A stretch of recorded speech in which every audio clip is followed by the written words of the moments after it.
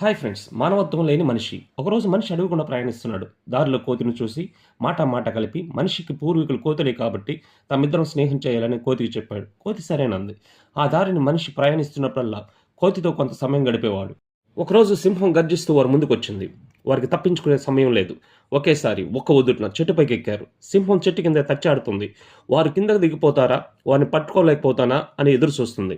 సింహం వారిద్దరిలో ఒకరు తనకు ఆహారంగా వస్తే మరొకరిని వదిలేస్తానంది. కోతి మనిషి చర్చించుకొని సావైనా బతుకైనా ఇద్దరం కలిసే ఉండాలని నిర్ణయించుకున్నారు. దాంతో సింహం నిరాశపడింది. అక్కడ చెట్టు కింద కాపు కాసుకుని కూర్చుంది. చెట్టు మీద కోతికి మనిషికి నీరసం నిస్సత్తువ నిద్రమత్తు వారిని చుట్టుముడుతున్నాయి. వారి గొంతులు వారిగా నిద్రపోవాలని నిర్ణయించుకున్నారు.